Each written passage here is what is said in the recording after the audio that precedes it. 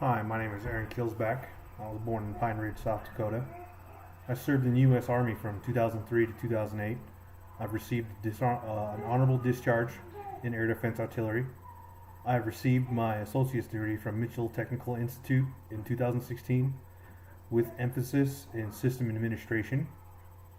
I've been married for 5 years and have 4 kids. As I said, I've acquired my associate's degree at Mitchell Technical Institute. I did attend Western Dakota Tech for my first 2 semesters and finished out my degree in Mitchell in computer science with emphasis in system administration. A little bit about my experience in the IT field. In the summer of 2016, I did a summer internship with Susan Hospital here in Rapid City, South Dakota, working with the IT department.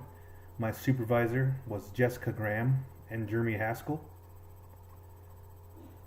My daily duties were anything IT related to resetting passwords, either lost, forgotten, troubleshooting any type of PC problems, computer problems, and printer issues, as well as getting into Active Directory, adding local user accounts for nurses and doctors or other outside healthcare providers. And that was all for the local Susan Rapid City area hospital. Daily routines also included replacing the server backup tapes with new ones every morning at 9 a.m. My last job was computer related.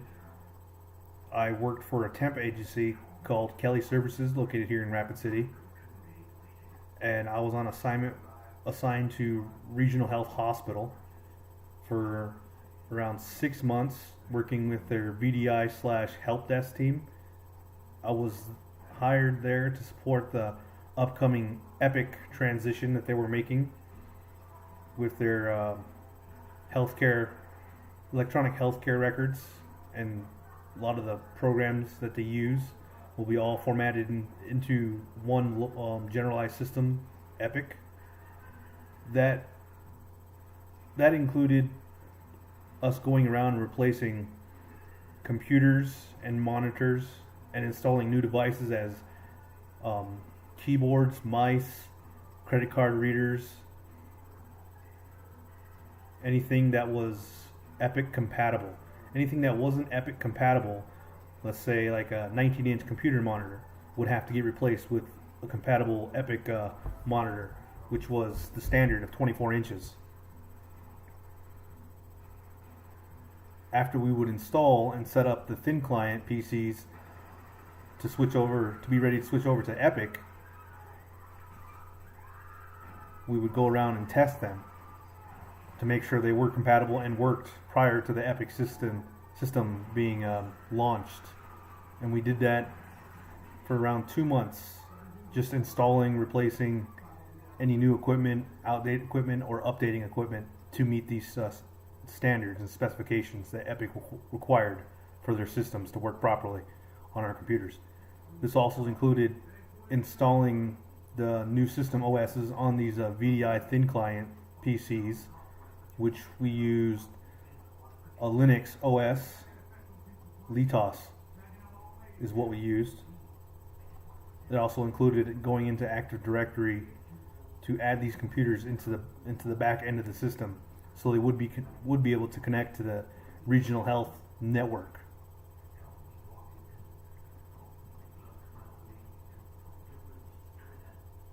Your third question is about an IT problem that I found difficult and how I overcame it.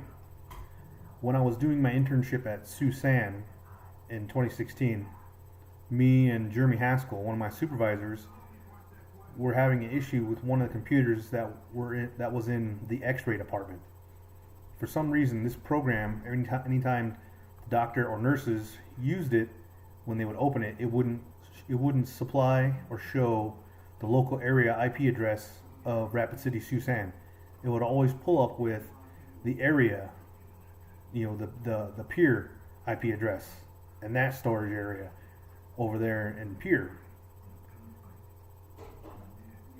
So we looked through the config files of the program to see what was going on, why it wasn't showing the IP address of Rapid City, so the nurses and doctors at the local area could view the x-rays that they just took of their patients. Looking at the configuration files, everything was installed correctly. We even went to as far as reinstalling the programs to see if that would change anything.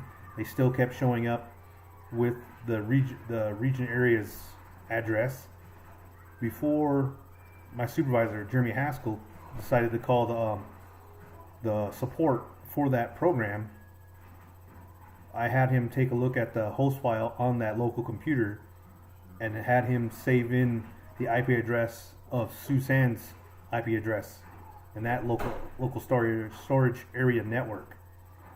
Once he saved that in there, we rebooted the PC and then reopened the program, and the IP address, the local IP address of Rapid City, Susan, would be populated, and there was no other issues after that. And we looked at another computer that had the same program, looked at that host file, and that's what had happened to that computer. That's the local area IP address for Rapid City was saved into that host file, so that's why that one was populating with that one, and this other computer just decided not to save it automatically, or maybe he forgot to put it in. But that's what solved that issue. I would like to work for Pennington County because I believe it would be a stable and reliable job, also working with the city of Rapid City, and to help others with technology issues that may arise, as technology is always changing and upgrading. For me, a huge bonus is that working for Pennington County has a retirement plan. And I just want to thank you for taking the time out of your day to watch my video. If you have any other questions, please feel free to email me or contact me. Thank you.